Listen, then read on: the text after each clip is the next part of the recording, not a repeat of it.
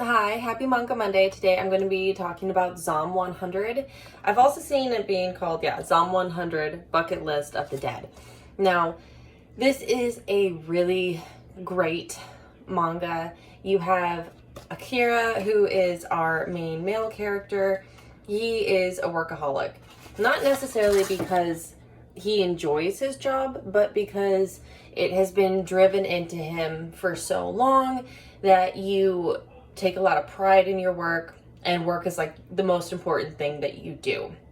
So there is a known culture in Japan where people literally work themselves to death, and Akira is basically on his way to doing this. Now, as he's going to work one day, there's like a bunch of zombies and people are getting eaten, and he doesn't really think about the aspect of the zombies and like how he's in danger. What he thinks about is that he doesn't have to go to work. He doesn't have to work overtime. He doesn't have to work until 3 a.m. He doesn't have to deal with his, mean boss or anything. He's just so excited that he gets to stay home from work. So what he does once the zombie apocalypse happens is he starts writing his own bucket list.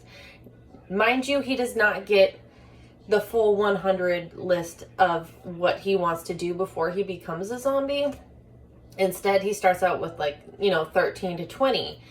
And when I think like one of the first ones is that he wants to confess to the lady in the office that he's had a crush on for a while.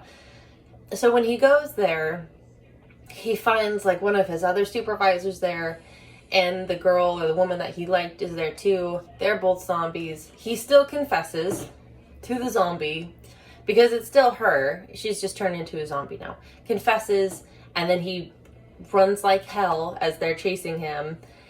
This really, I think, I don't want to say puts a lot of like heavy pressure into that people tend to not work themselves to death, but people get to that point where they live to work and not work to live. So this kind of re-highlighted that to me, is that, a lot of people, they get into that monotony of life where they kind of forget that work isn't everything in life. And I get that some people are very passionate about their jobs, which is great. But there's a lot of people out there who just, kind of work like their 9 to 5 or that, third shift job, not because they love it, but because they need that job to survive. But then they also forget to go out and enjoy themselves and live their life. Sorry, that was a side rant. I don't know if you could tell, I'm still a little sick. I'm working on it. So not only do you have him, you have this is one of the side characters that he meets in a convenience store. They don't meet up again until a couple chapters later. He also goes and decides that he wants to reconnect with his old friend. That's part of his bucket list. So he goes and he's able to actually find his friend. His friend still has his cell phone. So he's able to go basically rescue his friend. His friend is really funny because his friend wants to be naked like all the time. So this adds a lot of good humor to a zombie apocalypse manga because you have his naked friend running around, which is really funny. You have him doing kind of like quirky things. There's another female in here too. She's from a foreign country and she's really obsessed with Japanese culture. She is really good with the samurai sword.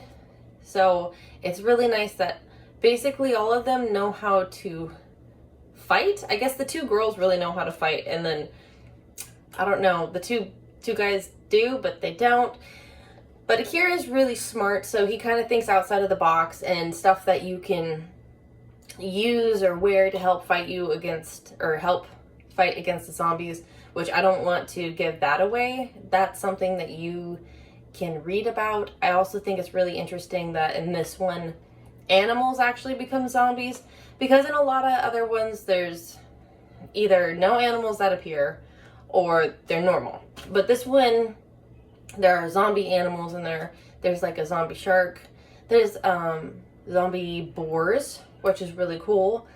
You get to experience a lot of cool things as they travel through Japan because, they'll go to find his parents. They go like way up north. They try to like, you know, they try to help other people. You get to experience him interacting with like the bad version of himself. Not like theoretically, like not like, it's not a delusion in his head.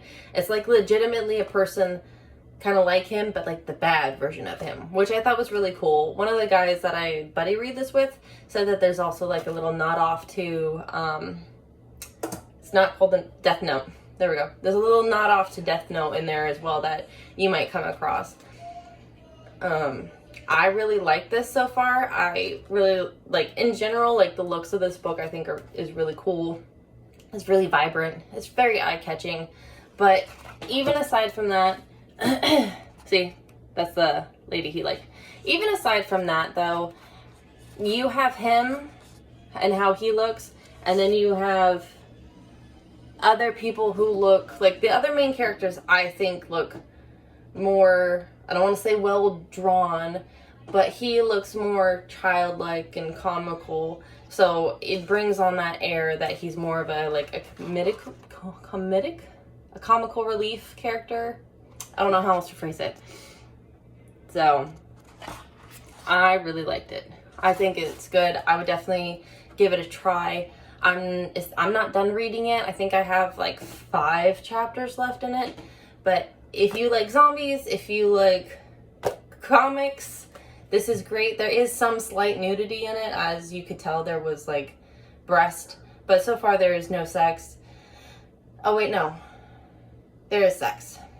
I lied. There is sex in here, but I wouldn't consider it smut per se. But I appreciate you guys watching. I hope you have a wonderful day. Again, pick this up. If you have a chance, give it a chance. Bye everyone.